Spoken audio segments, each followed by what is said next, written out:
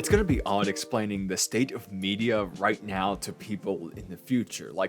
Yeah, well, one of the largest media companies on the planet just started relying on the same series of comic book properties since one of them really took off. And then, on the other hand, they were just constantly remaking the stuff that made them loved in everyone's mind to begin with. And then they also acquired, a huge media property about, a war in the stars. And then they just kept doing stuff with that, again and again, too. And, kind of everyone was, a little bit sick of this, but also there was, nostalgia and for the meme and boredom and streaming, so everyone still saw them. It's a really interesting time. And then, how long until we then see, a remake of, the original superhero movies that kicked this whole kind of era off and it comes full circle or Boros on itself? There are still individualistic and original properties being made, but the buzz around this new remake and reboot culture, which does at least feel larger than it used to be, certainly puts a damper on creativity. It feels like nothing is immune. If something you liked in the past has any fond memories or following, you will probably see it again, sometimes for better, but more often for worse. I can't say what that does to the validity of all creation, and I don't think it's certainly doom and gloom, but there are common effects to this. For instance, is it even possible to judge these remakes or reboots without thinking of the original? As silly little creatures who are really only good at tricking ourselves, we can never separate our emotions which made an original what it is from something new bearing its name. We are a part of their success. Our thoughts and feelings are what drove them forward in part. And so I wonder, what will living in the shadow of these past successes, these old creatives, and these fundamental aspects of our past do to us in those feelings? Will we be driven in an unhealthy cycle just the same? This led me back to the year 2000 to look at Fooly Cooly once more, before finally seeing what rose from its grave 18 years later in search of an answer.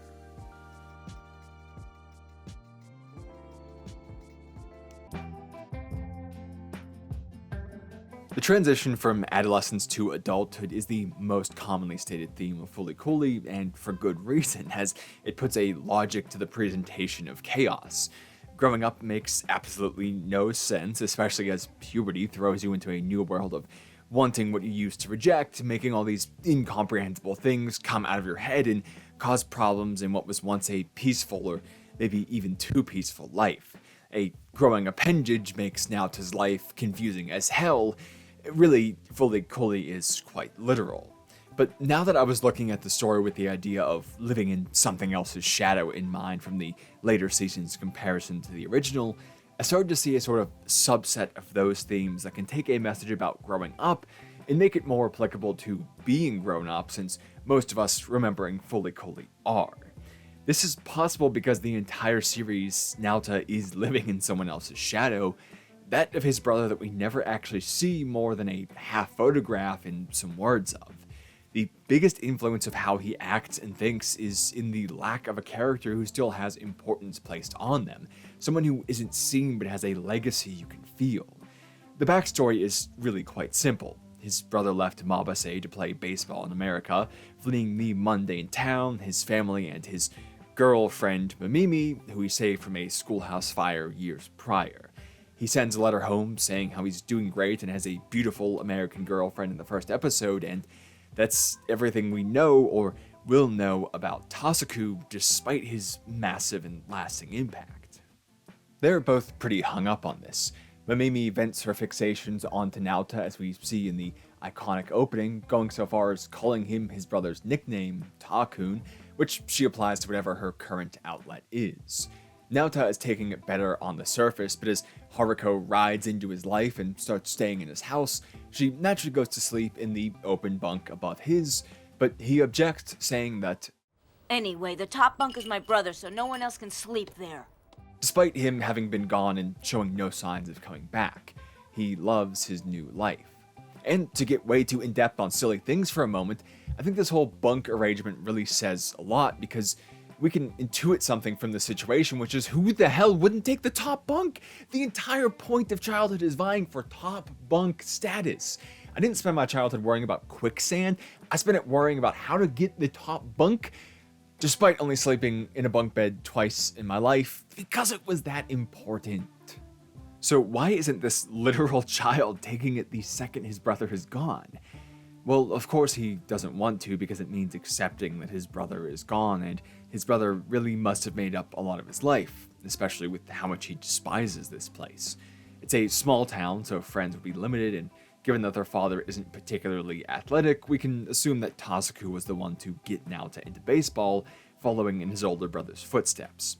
It goes so far that Naota carries a bat around everywhere he goes, or at least Mamimi says this, despite not actually seeming to be interested in baseball anymore.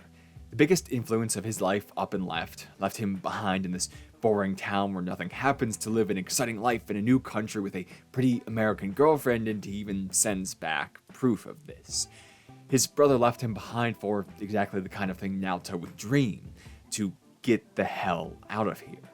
So of course he won't take any actions that give this real confirmation. The top bunk stays vacant, space in the room stays dedicated to someone who isn't there. But him being gone does prove something positive still, and that is that if you do things right, you can escape this city. If you succeed, you will leave this mundane life behind. And I think that's really why he doesn't want to forget. He wants that reminder of his brother, literally keeping himself at a lower status, a lower bunk, so that he has a standard to live up to, a goal which equates to escape. Every day he reminds himself of who he needs to be just by entering that room. If he can be like his brother, then he too can change this life he hates. The way this influences his behavior is seen best in Mamimi because they have an interesting arrangement. Naota isn't exactly a fan of hers. While she's using him to not overflow, he's trying to do his homework and half snarkily correcting everything she says. The relationship doesn't really feel friendly despite how often they're together. And part of this is heavily related to the puberty aspect of things. He's a child being used for mildly sexual advances from someone about to graduate high school. He's inexperienced, new to a world of growing pains, and trying to understand what he wants without actually knowing what it is. You accept a lot of stupid things to find this portion of your life out, your better judgment overruled by a new and mysterious force. Even if he doesn't like her, even if he says he doesn't enjoy this, some aspect of himself keeps coming here under the vague reasoning that, well, it's not cool to do homework at home, because he does desire some part of it. But I'd also like to forward the idea that it's much like Mamimi because of his brother's shadow. He knows of one person he cared about who escaped this mundane, awful life. So what else is he going to do but try to be Tasuku to do the same? And what was a pretty sizable portion of his brother's life in Mabase? Mamimi.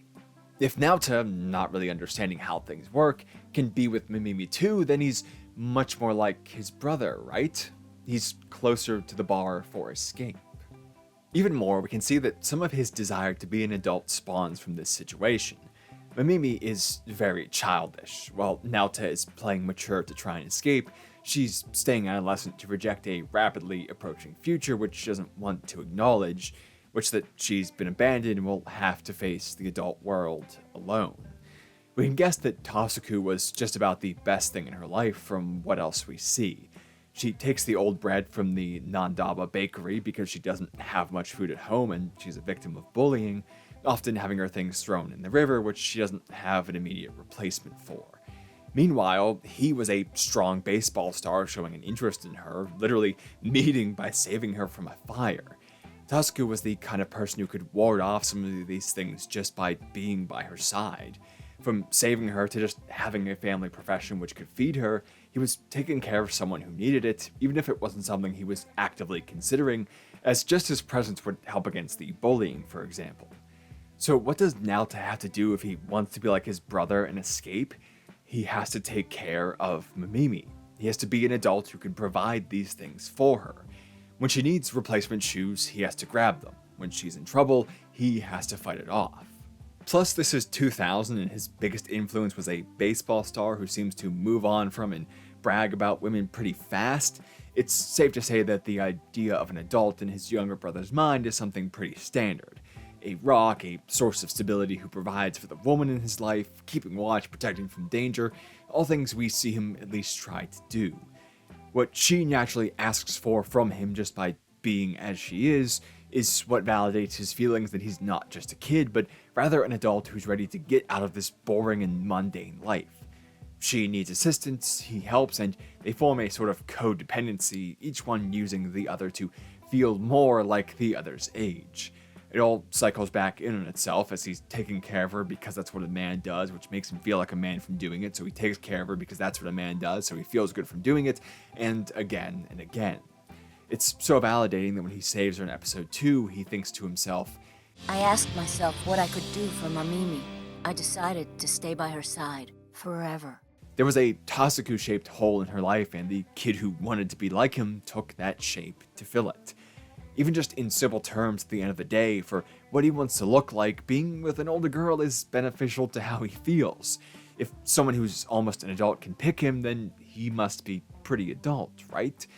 It works with his friend's appearance of him, if nothing else. And further, he'd never leave behind proof that there's something of his brother in him felt through her desires. If she liked his brother, then there must be something similar between them for her to like him as well, and so he's gonna stay with her. They might not seem to like each other very much sometimes, but she's providing most of what he wanted to try and feel. But is this really so much of an issue? Of course, Mamimi isn't exactly the best for him and he for her, and there's no debate about some things like the age gap being awful, and this is outright him being used by someone who should know better. There's a lot bad going on here. But it is true that he's gaining some adult qualities from all of this, caring for someone who just needs one good thing in their life, and in a very pure way resolving to be by their side. Where everyone else his age is just shouting smooch, he's seemingly at least helping someone. And overall, in trying to seem mature, he's getting his work done rather than fooling around, setting him on course to have a truly better shot at getting out, right? Well, if we only look at certain parts of his life, if we only see someone obsessed with appearance, what they would want us to see, it can seem that way. But the deeper problem is that we have insight to as an audience is that it also holds him back from many things, and most often the ones he needs to experience to stop acting like what he wants to be and to start actually being it. He never actually works to have these adult qualities, he just looks like he does for moments at a time. His on-base percentage of being adult looks decent, but then you see it's just from walks against awful pitches. So naturally what he gets told in response to how he acts is, nothing can happen till you swing the bat. When he finally faces a good pitcher. Clearly we're going to be using baseball as an example. Again, he supposedly takes a bat everywhere and at one point must have wanted to play given he is on the team still, despite how we see him playing, which is, well, not at all. He just stands at the plate, refusing to take a swing at any pitch Haruko throws his way. What is the reason for this? Why would his love, or at least his like for an activity, drop off so harshly? Well, the constant comparisons to his brother certainly don't help, but that gives us the hint we need, that they're not good comparisons. When his brother was around, this was a way to do something together likely, a mutual interest that Naota could have to be more like his bigger brother. And once he's gone, you just keep going because, well, you want to be like him to get the hell out of here. But as everyone just gets depressed that you're not him, you eventually stop trying and convince yourself to stop caring because suddenly it's changed from a way to be like Tasuku to a reminder that you're not like him at all. It's a sting every single time at the plate. You aren't the person who escapes, you're just a kid with no talent. And so he stops altogether, quitting on his games to sit under the bridge with Mamimi instead, digging deeper into the other thing that does make him feel like an adult and telling himself that baseball is a stupid sport for kids, not something that a focused adult like him should like. He especially doesn't want to play if Haruko is, the one who made him look more like a child than anyone else. And in rejecting it like this, he'll never become the kind of person who actually gets on base. Because he wants to look and feel adult right away, he won't actually take the path of improvement which makes you look foolish and silly as you learn, but leads you to have the expertise needed to actually be proficient in something, to be truly impressive at it. But that first contrary evidence for his immediate want is there, and so he simply rejects the idea outright and runs to something else to feel how he wants instead of actually becoming as he wants to be. That's the problem with going for looks rather than truth. It doesn't just slow you down, it outright keeps you from what you want. It makes you act forever instead of looking a little bit silly at the start as you're learning things. This is the kind of person he is, the one not to swing the bat, who'd find himself still in this town years later, running the family bakery, thinking he's too adult to do anything new, ignoring a wider world so he feels like the king of a small one, his desire to leave eventually consuming its original intent to maintain a flawed mindset. But there's even more of an issue with this. It might let you feel like the big fish in a small pond for a while, but actually maintaining that image leaves you without critical skills, dealing with failure and success alike. Of course, we see this in Naota. At the end of episode 4, Haruko forces him to swing the bat, putting him in an inescapable situation where it's all he can do to survive, and then helping him out a bit when he can't quite do it alone. After he calls for his brother, that is. But afterwards, he's the hot shit of the town, basically enveloped by Haruko, his friends fawning over how he saved the town, and Mamimi depressedly praising him for swinging the bat. Something she never wanted him to do because, well, that breaks her own illusions. His confidence is off the charts. Now that he has some evidence that he really is the man, it goes right to his head. It feels like the act has become true, even though without Haruko's help, he actually would have failed. It's so much so that when he feels Mamimi slipping away as she shoots him rather than hugging him, he drags her off in the direction of a fancy restaurant set on having a real date together, a 0 to 60 move coming from pawing under the bridge. And when she rejects him, he tries to pull her in for a kiss anyway, but he can't even reach her to force it because he's literally just a kid. Pulling away, he says, I thought you liked me too! I know you do! But of course, she doesn't. He's just a child who doesn't know anything yet, who's seen the aesthetics of being adult but doesn't know what's behind them. He knows they go to nice restaurants, but he doesn't know when or why. He had no way of knowing that all he was to her was actually the worst thing to his mindset. A pale imitation of Tasuku, a version of him she didn't want to swing the bat, didn't think would be able to leave this town. A child who can't escape. And this is only doubled down on when its internal turmoil causes another robot to emerge from his head, dragging him and Mamimi to its top. Trapped in danger, she calls out for his brother who's thousands of miles away, not the one who saved her before, standing right there. He gets angry and yells at her for the first time after seemingly intending to at the start, saying, My name is Naota! Don't ever call me Takun again! And rushing off to save the day in Conti to prove to her that he is the right one, the adult one. But he doesn't quite do it. While he assists in saving the day, his part of the fight actually fails, and Adamisk, emerging from Conti instead, is the one to truly save the day. His downfall is capped off even more as Haruko literally stands on him to stare lovingly at Adamisk instead, both of his likes in the span of a few minutes, proving that he's just a kid they were using for an adult. His brother is the one to go off and get the girl, and he simply isn't. He never learned how to succeed, and so when it seemed like he did, it went right to his head and drove him to do the silly things that led immediately to failure. The more he puts off getting the experience he actually needs, the more this compounds, which is why it could create such a huge disaster like that one, the gun slowly preparing to fire in his head until it eventually went off. And what follows is the exact behavior we saw before.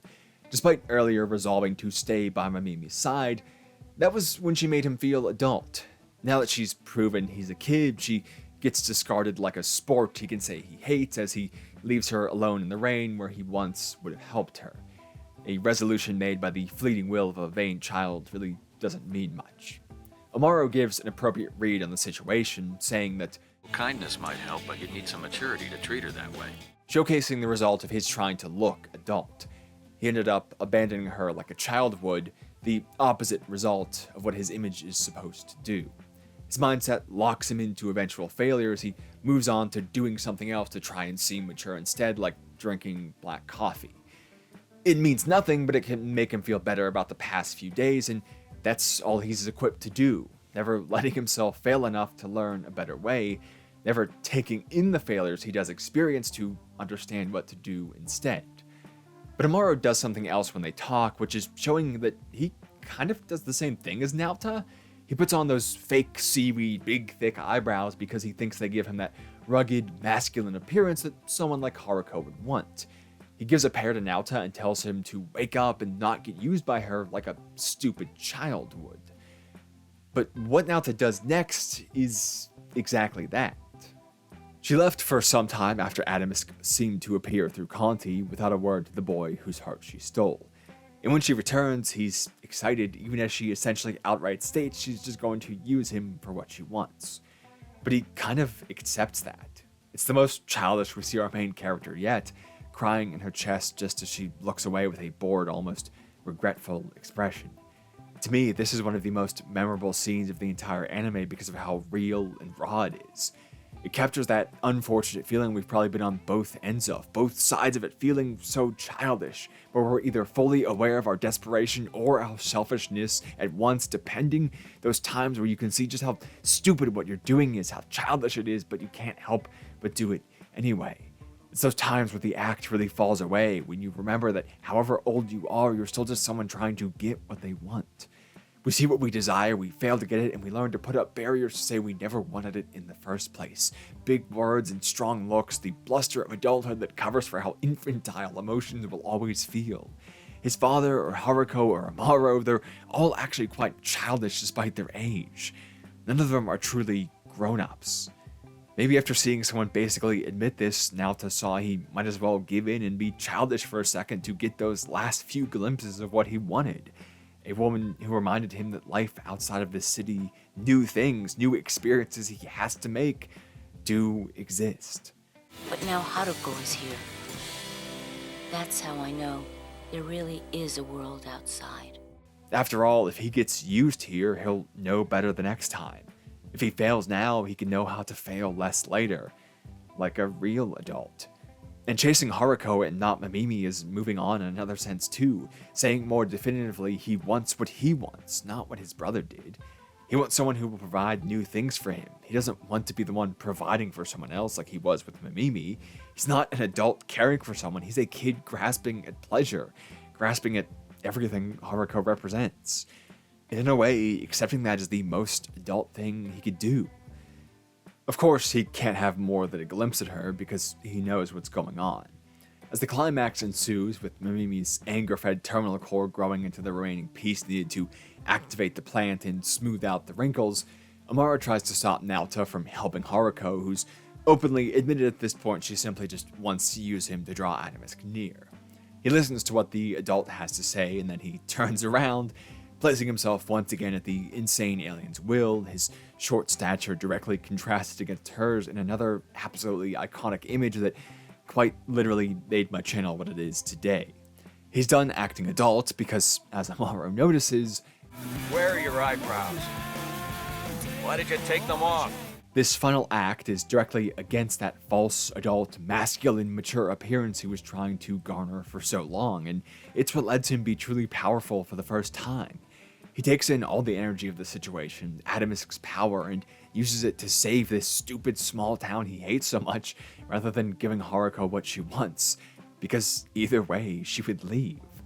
And this is why I say that acting childish is maybe the most adult thing he's ever done, because what he's feeling is pure and raw, and this is what he does, turning it into strength and the courage to be seen as immature for a moment as he flies up to her and embarrassingly admits, "I love you," and steals the kind of kiss he couldn't with Mamimi when he so desperately wanted to be adult.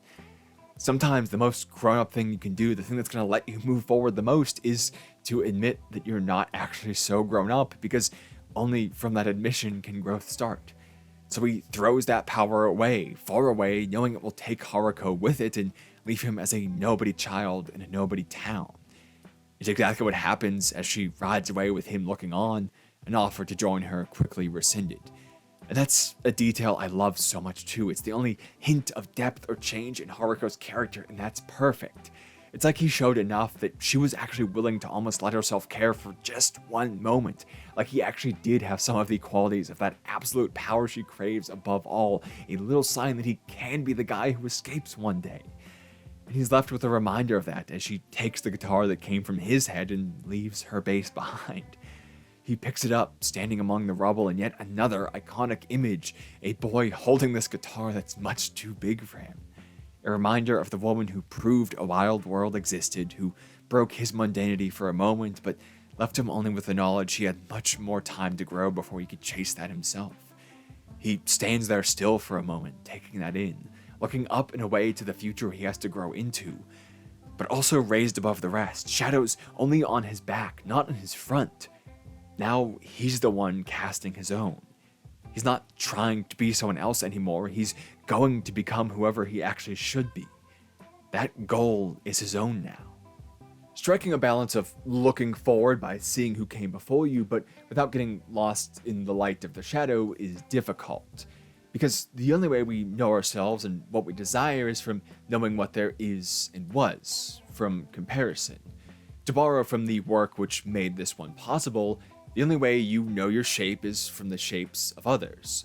Part of the problem is that the only full story we have is our own, if even that. I love that Tasuku is this faceless figure who's only ever spoken about in such vague, high terms and never appears, because no one is actually that kind of person, that perfection he's described accidentally to be. What we're witnessing of him is a limited perspective, the collection of thoughts and memories of someone who is positive, and so only their best traits are thought about once they're gone. It stresses an important note, which is that we actually have no idea who he was. Was he really a good brother to Naota? Was he positive for Mamimi, or just better than what she knew? What position does he even play, or what level of league is he in? How successful really is he? We can guess, but we don't know. He could be failing over in America, but just keeping up appearances because all we see is one letter. Whether intentional or not, no one is going to provide us with the whole story of their successes and their failures. Living in the shadows is easy because a lot of people are simply acting as they want to be perceived, hiding their failure behind their back with one hand as they shove successes in our face with the other, wearing eyebrows that make them seem adult when they're really just a taller kid. Everyone is doing what Naota did, acting to some extent. It's just a tool we learn as we grow up, from selling an employer on our experience to convincing someone we're worth their time as a complete stranger. And really, you could say that the entirety of adult life is a sort of act, a charade of learned behavior forced onto us to succeed. Naota acting like an adult may really be what adulthood is.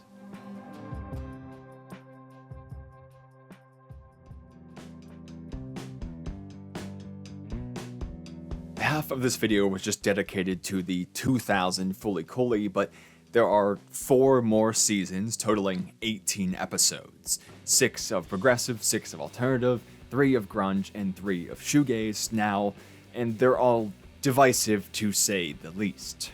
Airing 18 and 23 years after the original and made by a studio involved with the 2000 series but not at the heart of it, it was always going to be living in the shadow of an anime that many people grew up with, the sort of thing that had never been seen before and is rarely seen in anything since.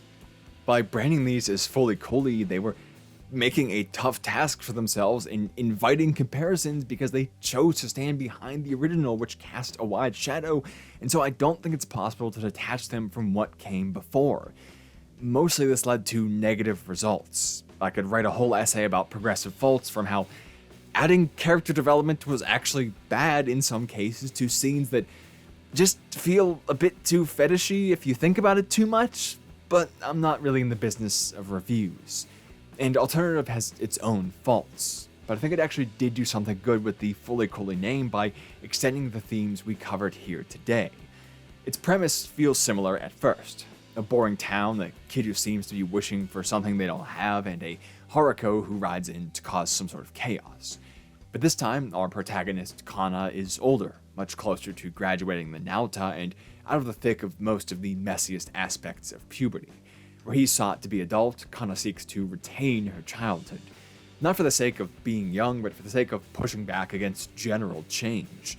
While the opening monologue set to a melancholy pillow score makes you think of a desire for change, she actually says in the unfinished and nonsensical statement, "in this town," which seems to indicate the opposite feelings that Naota had.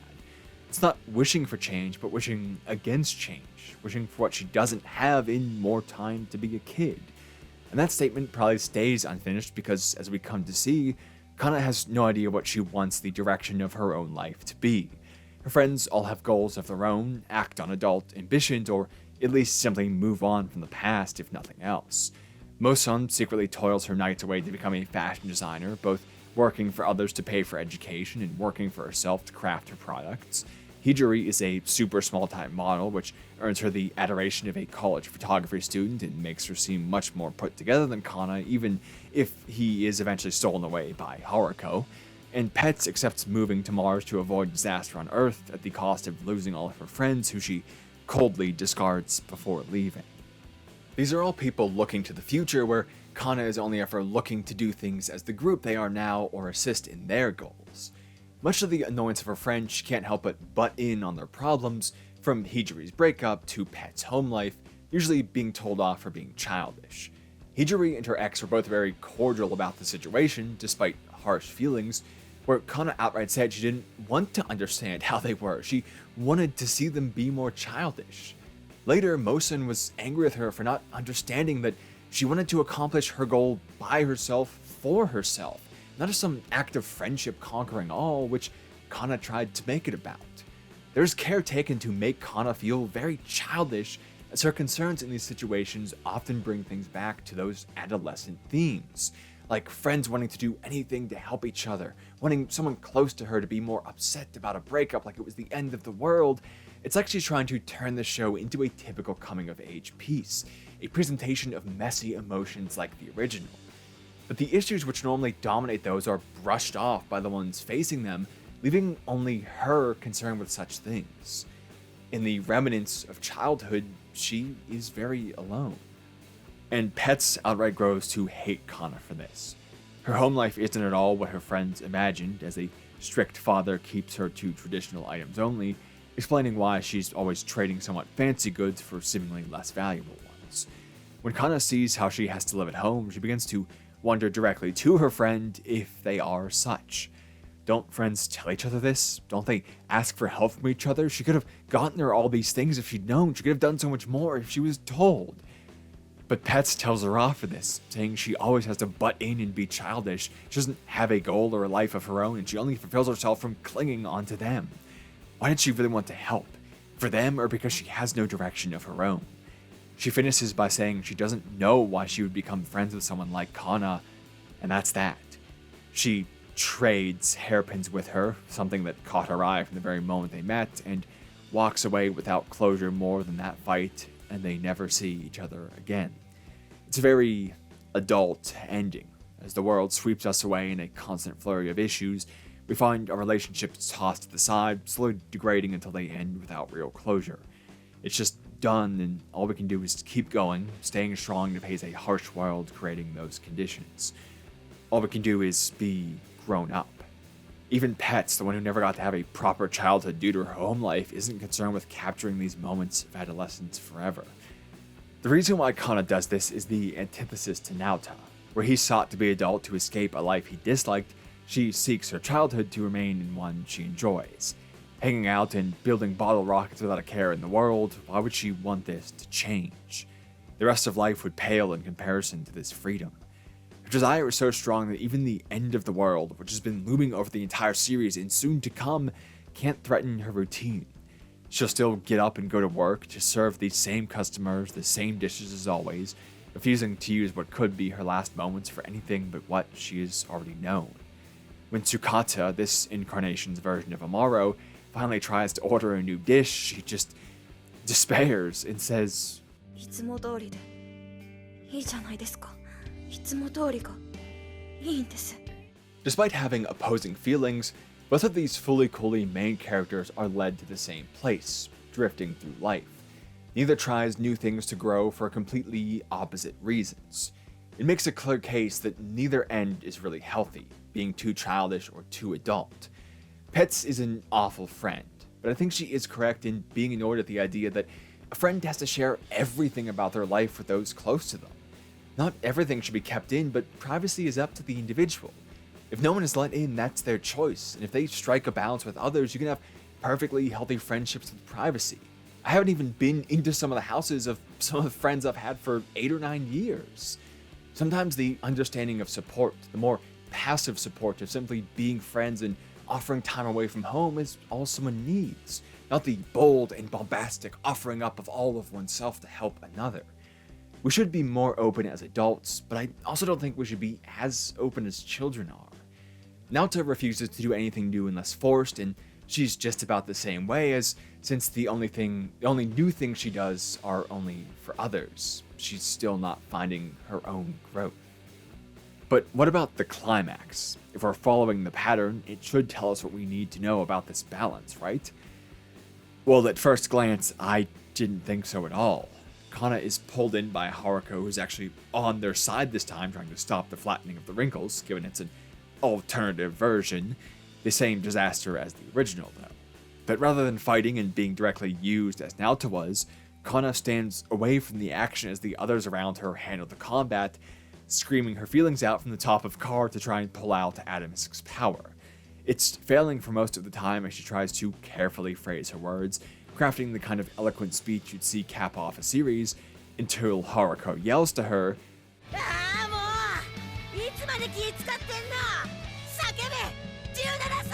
Hearing this, she starts to be less logical about her concerns, less put together in her statements, and this is what begins to draw out her power and eventually seemingly saves the world.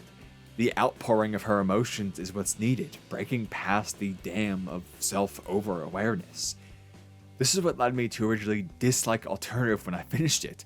Did they really just change up the theme at the last second to take it from a kind of interesting different take on growing up, even if it was a little bit similar to Mamimi's side of things, to not caring what others thought? Did this series really just pull a crappy last minute change like a comic a kill, shoving in the they were actually villains the whole time thing? That kind of stuff pisses me off to no end.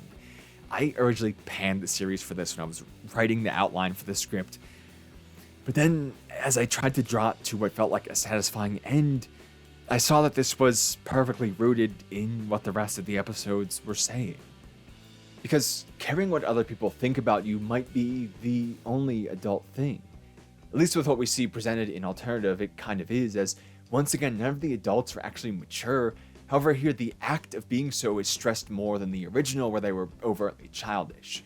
The politicians on TV go out and perform lies to cover their immature selfishness. Haruko has a, well, let's just say mature appearance, but underneath of it is just chaos. Their teacher has no backbone to do anything but beg the class to get their work done so he doesn't get in trouble. Kana's boss started serving soba because he thinks the soba god came to him in a vision and told him to do so, and just so many things like that. And it's the same with her friends. Hijiri may have seemed fine about the breakup, but she simply didn't want anyone to know she was distraught. And her boyfriend, who was the cool older guy, turned out to be the most immature of the bunch, asking for gifts back to give to his new interest. Mosun is working hard for her goals, but just as she achieves them, she gives in to whimsy and changes what she wants out of life from fashion designer to model at the last minute, like a kid being drawn to shiny things. And Pets may have had a point, but she was screaming harsh things like a child would, before basically stealing from her former friend and then leaving without a word. But best of all is Tsukada. Spice is a running gag in the series, with the more mature characters being able to endure it easily. Haruko's spicy meat, and no, I won't rephrase that, only bothers Kana, with the former directly saying to her, Later, she serves the same full moo ramen as always to Tsukata, who once again accidentally makes it much too spicy. However, he easily slurps it down, saying he's matured since last time. But a bit later, as Kana questions what grown-ups even means from seeing the politicians on TV, he begins to cough wildly since he was only pretending to be fine, but was actually overwhelmed by the heat. It was all just trying to look cool. And that seems to be the answer to the question she just asked. It's playing pretend. Later, when the world is ending and the town empties, Haruko finds him sitting by the beer vending machines alone, smoking like he was some sort of 17-year-old punk from his past. It's telling with what could be his final moments, this is what he reverts to. It means that once things no longer matter, once appearances are useless, this is who he is, an adolescent punk. He's only been doing his work because that's just what you do when you grow up, as he drifts through it without passion, fighting against an inevitable end because what else is there to do? When asked why he does it, he can't give a real reason, only that. No one in this anime is an adult. They're only people who have learned to act more adult than the others, to guard their emotions and desires under careful fronts. So when Haruko yells for Kana to stop caring what others think and just shout it out like a 17-year-old should, and it leads to all the power of those adolescent emotions, the outpouring of raw feeling winning the day, it is connected to this theme of adulthood being an act. It's saying that adulthood itself is caring what other people think, a trait which grows and grows as it's more and more expected and required. To get a job, to be taken seriously, to deal with responsibility calmly, to appeal to all the people who've already taken on the act, is a cycle perpetuating itself since the first person convinced everyone else they were mature enough to gain an advantage. Haruko is yelling for Kana to embrace the things she finds so important, to lean into it as she sees fit and for herself, not trying to do so while conforming to the standards of others, as she was always doing before and pushing for their goals. In a way, growing up entails living in the shadow of other people because of what adulthood has come to mean. It weighs over everyone, tailors our behavior to what we have to do to be accepted, even to survive, and changes us internally until it just becomes normalized. But the act is important to some degree. We don't want to be making every decision based on fleeting emotions, we don't want every statement to be messy and raw, and we don't need to know everything about everyone. Adolescence is a time of, time, the unbounded freedom to do what will be looked on as such a misuse of limited time with adult eyes.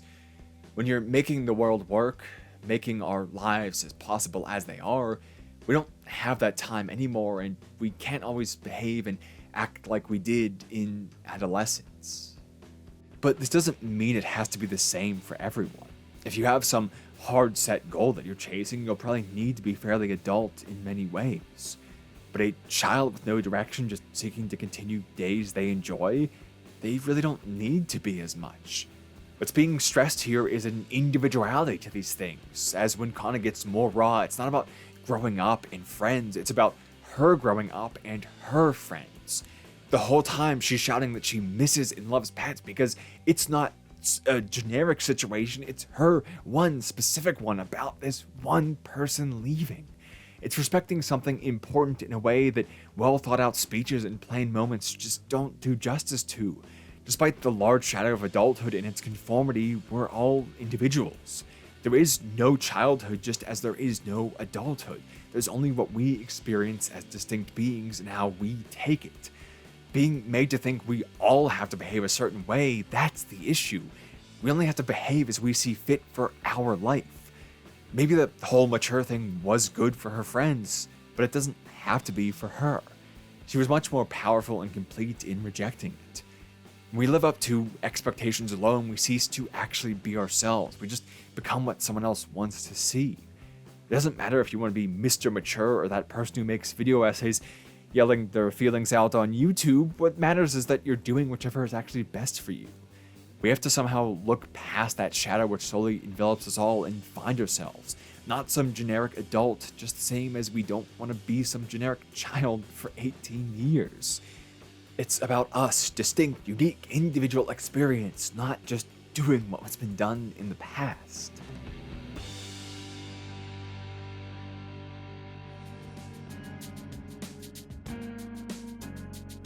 And this is what we see in what remains of Fooly Cooly. Progressive does little to actually progress because it was caught up in its origins.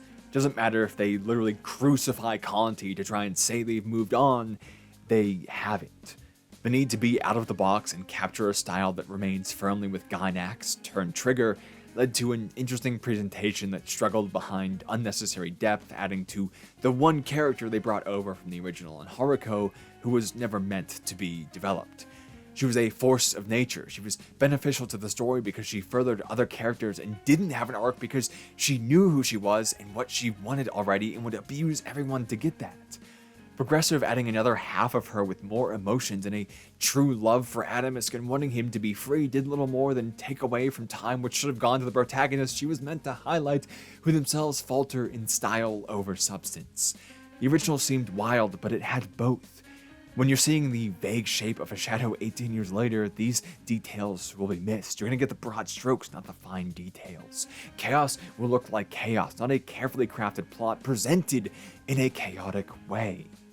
There's a little secret, and that's that no one can actually say what made a show work or not. It's all subjective posturing after the fact tied to emotions and a time and a place. To try and make a sequel in any way is placing yourself firmly in that shadow and taking a harmless guessing game and making it central to career success, trying to live up to standards set by different people in a different time and in a different place. It's taking the offhanded joke framing of Haruko being an alien and making it central part of the story with space travel and different species who come to Earth. It's not understanding that there was a logic behind the chaos of the original and leading into the wrong aspect of it by making everything a coincidence rather than a messy but plotted course of a manipulative force. There's a million reasons why someone could make a decision in a story, and 18 years later, even the original writer might not remember why they chose it. Even now, as I say all this, I can't say it's true because I don't know what made the original work either. It's all just posturing, acting smart, seeming like one knows what they're saying when it's all just veiled emotions. It's acting adult. Trying to replicate those choices we analyze from the sidelines so much into the future, while at the same time claiming to be moving on, is a recipe for failure because it purports that one truly knows anything about the success to begin with. And that's why Shoegaze is probably the best of new fooly cooly. It takes place 10 years after Alternative, with no Haruko, no irons, and almost nothing emerging from the head. It's a teenage romance story told over 3 episodes that stresses its point with some adults who got way too caught up in adult things after Alternative, with Kana becoming somewhat famous after saving the world and having to be more adult to deal with that, now living a life of frustration as she forgot what was important about her own lesson, who's then retaught that lesson by a couple of kids who wanted to blow up a tower because they were kind of bored and wanted to be together but didn't know how else to express that.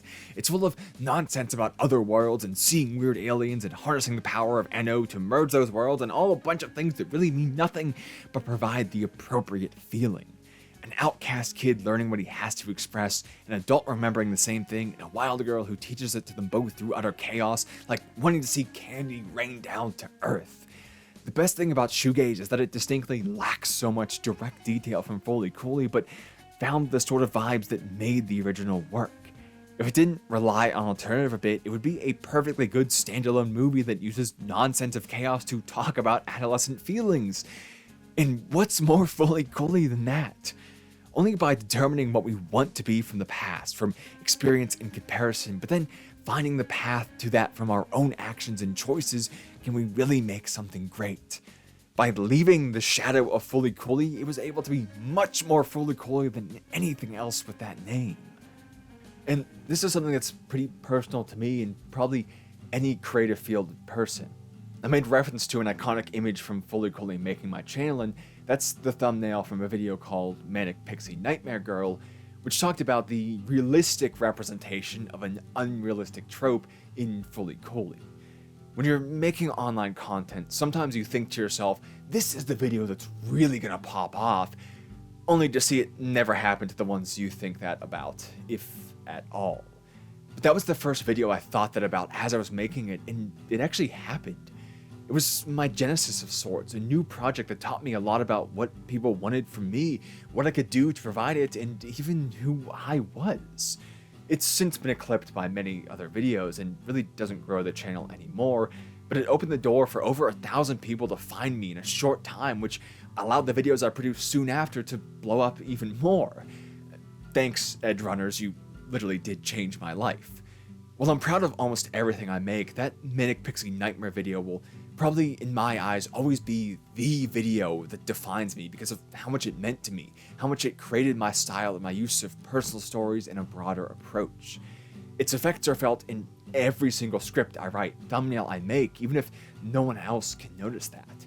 It's probably the reason you're hearing my voice right now. If it hadn't done so, I'd likely have been consumed by the awful job I was just starting and given up. But that video succeeding gave me the hope to go just a bit longer than I needed to reach the success of those future videos. It proved that I could be the kind of creator I wanted to be. And so when I feel down on my work, when analytics drop and I make a failed script after a failed script after a failed script, it's what I return to. I won't rewatch it, but there are times I'll go back and look at the outline and the notes and the final script and read bits of it and try and see how I translated it and try and understand what my process was for it. When I fell into obsession over how to present a personal story a few months ago, I finally broke my rule of not watching the video for comparison and did it. It was such a special video full of raw emotions and the power of a life-changing experience. It has lines that literally just this morning I was lying in bed and thinking about now in regards to my experience that I could never have imagined I'd phrased so perfectly. It was the lightning in a bottle of my life. It was the right time and the right place, those rare moments of clarity where I saw myself and what I wanted to say before I receded back to the mundanity which was required to survive and produce. Yet I wanted to pick out exactly what made it work so I could do that again with a very interconnected and similar experience I'd had over a year later. Another time where I entered a different world only to come back to my own, only now knowing what I was missing. It felt so similar, it felt like the only way to tackle it was to go back to that video. It really wasn't unlike Naota's journey in that way, of experiencing a new world and then coming back to the mundane. And what I found when I depressedly listened to my former discussion of his adventure again was that, to be honest, I didn't know what made it good. I didn't find it as deep as I remembered in the story analysis section. It felt almost summary heavy without much substance. It was just saying how these stories represented the trope and how they differed in doing so. It took work to phrase it all and include what was needed and what not, and I won't discount that, but it didn't feel like the life-changing work I remembered. In fact, in that moment of desperate depression, it was worse. It was actively horrible. It was nothing better than some slop crapped out on the platform by people who ruin it for money. I felt no better, which meant I'd probably never made a good video ever. I just got lucky a few times, and the work I did wasn't valid. It was just childish screaming about emotions, and some other people wanted to hear that, I guess. These thoughts created by a depressed look at the shadow made it even larger, made writing something new even harder, because now I wasn't just thinking I'd lost my touch, I was thinking I never had it to begin with. There wasn't even anything good to copy. I couldn't even replicate something to keep all this alive. And that shadow enveloped me.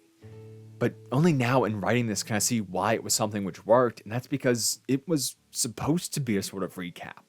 The trope was the star of the show. It was supposed to be laying a baseline to move into the personal story to show how this series can shape our expectations and change our realities and why we need to be aware of it, and how I learned that lesson the hard way and didn't want others to have to do the same. The point really wasn't Fully Cooly or the also discussed Your Lie in April or any other series I mentioned. It was about the point of why we tell stories in the first place. For me, that's to get someone to stop for a second, to pause the video and consider something of their own life exactly as I was narrating them my own. Inducing that experience didn't really need the deepest look at these series, it just needed people to be aware of some of what they were doing and saying. It needed people to have simply seen one of the many series I mentioned to see the lie that they were being told in so many of them. So when I was looking back on it for a video that was similar but much more engrossed in analyzing the specific story and not some general point, of course, it was going to feel like it didn't fit, because in that moment, as someone a year or so later, I wasn't in the mindset to make that same video again. It felt worthless because I wasn't the same exact person who understood the emotions that went into it, and even more, I was coming at it from a terrible, dark mindset which actually wanted to create something new and different, and yet I was looking at this thing I'd done before that was meant to be different from what I was doing now. And it would be a disservice to the very point of that video if I was still the person who was able to make it, because that would mean I would have never grown from making it, that I didn't learn anything. The point is that it's something of the past. I was literally talking about how I made that experience a thing of the past to learn from it. It has to be, or else it was never valid to begin with. And what shows this the most is that looking back on that experience as a new person, I'm uncovering things about it that I didn't understand at the time and only do now as someone who's learned from it, being able to see deeper layers to it. I find myself uncovering that maybe I didn't really want a manic pixie dream, and that was part of the problem, that maybe I wanted to be the manic pixie dream. And maybe the girl part was pretty important too. With my new identity, my understanding of the past changes. And so I can't tell you what made Fooly Cooly good, and I can't tell you what made my own work good because the people who made it don't exist in the same way anymore. The emotions which led to success are forever trapped only in that work itself.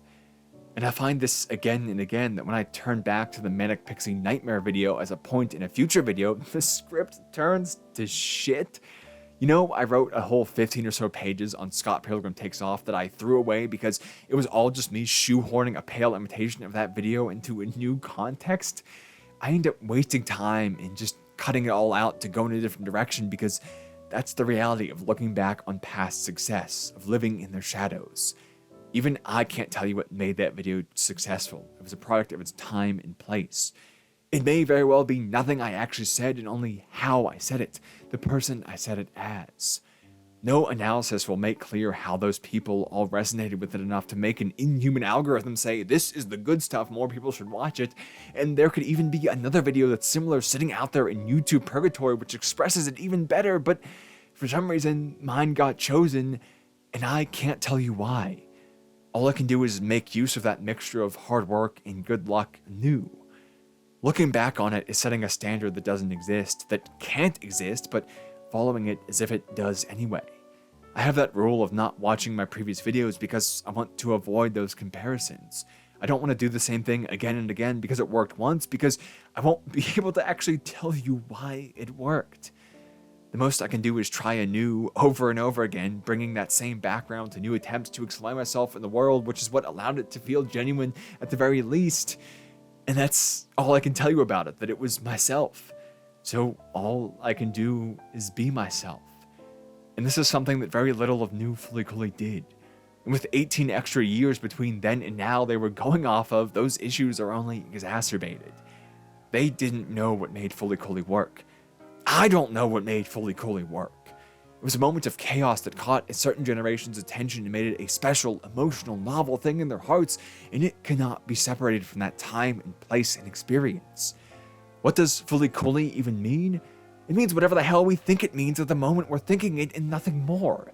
All analysis is a vain attempt to objectivize a subjective world for the benefit of inducing our own subjective emotions to work better for a moment, and it's nothing more than that. It is only ever a tool of the individual. And that's why a 3-episode jaunt with none of the original characters or action or even world was what did it best, because it was finally doing what Fooly Cooly did, which was making its own nonsense for people later to interpret.